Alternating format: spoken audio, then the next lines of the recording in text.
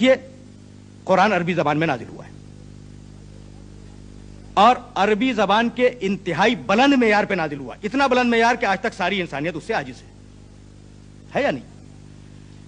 دنیا کی کوئی بھی زبان ہو، دنیا کی کسی بھی زبان کا انسان ہو، اس کی فکر بدلتی ہے زمانے کے ساتھ ساتھ، اس کا لب و لہجہ بدلتا ہے زمانے کے ساتھ ساتھ۔ میں آپ کے سامنے دور کیوں جائیں، اردو زبان کی ایک مثال پیش کر دوں جب بات واضح ہو سکے گی۔ دیکھیے غالب ایک بہت بڑا شاعر ہے ہماری اردو زبان کا۔ غالب کا ایک بڑا مختصر دیوان ہے جو آج موجود ہے۔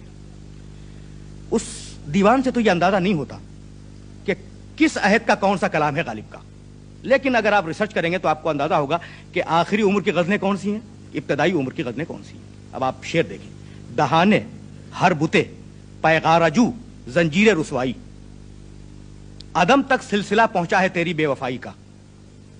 اب آپ توجہ فرمائیں کہ یہ کتنا عجیب و غریب شعر ہے، اس کے معنی کو اگر بیان کیا جائے تو کتنی دیر لگے گی۔ دہانے ہر بتے پیغار جو زنجیر رسوائی، اب یہ بتے پیغار جو کیا شے ہے؟ یا مثلا غالب نے کہا شمار صبح مرغوبے بتے مشکل پسند آیا، تماشائے بیکف بردنے صد دل پسند آیا۔ اب آیا کا لفظ اگر آپ نکال دیں تو پورا شعر فارسی میں۔ یہ ایک اسٹائل ہے غالب کا جو ابتدائی جوانی کے عہد کا ہے، اور غالب جب بڑھاپے کے عہد میں داخل ہوئے تو فرماتے ہیں کہ ہاں بھلا کر تیرا بھلا ہوگا، اور درویش کی صدا کیا ہے۔ دیکھیے کتنا آسان کر دیا۔ ابن مریم ہوا کرے کوئی، میرے دکھ کی دوا کرے کوئی۔ زبان بدل گئی یا نہیں بدل گئی؟ تو ہر انسان کے ساتھ یہ بات وابستہ ہے کہ جیسے جیسے اس کی عمر بڑھتی ہے، جیسے جیسے اس کے تجربات بڑھتے ہیں، جیسے جیسے اس کی فکر میں وسعت پیدا ہوتی ہے، زبان بھی بدلتی ہے اور فکر بھی بدلتی ہے۔ یہ کتاب جو 23.5 سال کے عرصے میں نازل ہوئی ہے، اس کی پہلی آیت بسم اللہ الرحمن الرحیم اقرأ باسم ربک الذی خلق، اور ایک قول کے مطابق آخری آیت الیوم اکملت لکم دینکم واتممت علیکم نعمتی ورضیت لکم الاسلام دینا۔ نہ فکر بدلی نہ زبان میں کوئی تبدیلی پیدا ہو۔ یہ ہے کمال کہ اگر انسان کا کلام ہوتا تو کہیں نہ کہیں فکر میں کوئی تبدیلی پیدا ہوتی، کہیں نہ کہیں زبان کے اندر کوئی تبدیلی پیدا ہوتی۔ تو اس کتاب کا کمال کیا ہے؟ کیا فقط فصاحت و بلاغت کمال ہے؟ نہیں۔ اب ذرا سا سطح فکر کو بلند کیا جائے۔ اس کتاب کا کمال یہ ہے کہ چیلنج کیا کہ کتاب کا جواب لاؤ۔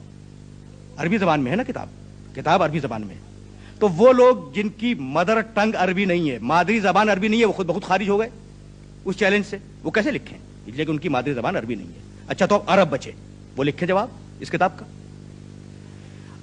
کتاب ہے فصیح و بلیغ، ادب کے انتہائی اعلیٰ معیار کے اوپر ہے، اور سارے عرب تو فصیح و بلیغ نہیں ہے نا، سارے عرب ادیب نہیں ہے، اس لیے وہ سارے خارج ہو گئے جو نہ ادیب ہے نہ فصیح و بلیغ ہے۔ اب بچے ادبا، ادیب بچا، اور ادیب کو یہ حق ہے کہ وہ کتاب کا جواب لکھے۔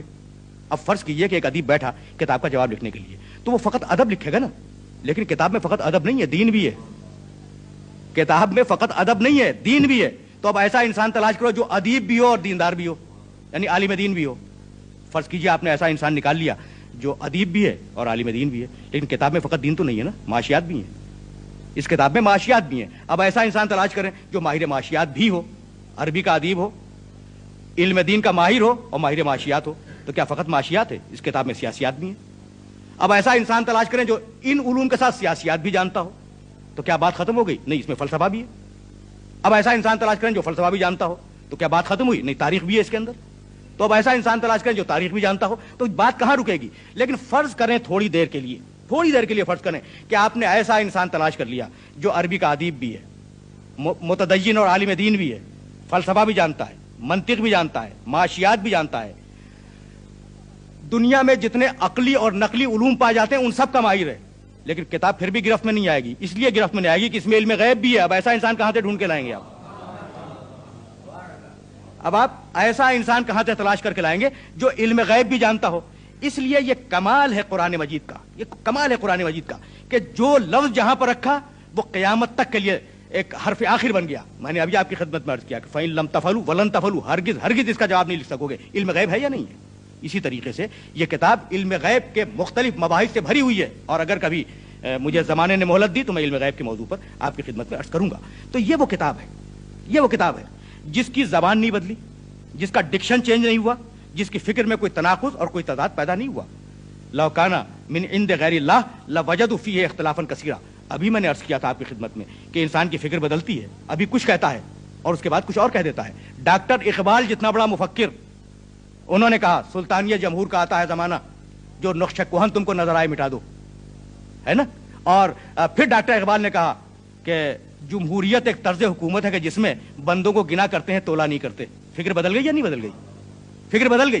क्यों? इसलिए कि जैसे जैसे इंसान आगे बढ़ता है, उसके मुतालियात, उसके तजर्बात, उसके मुशाहदात आगे बढ़ता है, फिक्र बदलती है। लेकिन कुरान 23.5 बरस पहले जिस शान के साथ नाजिल हुआ, उसी शान के साथ 23.5 बरस के बाद इख्तिताम पजीर हुआ है।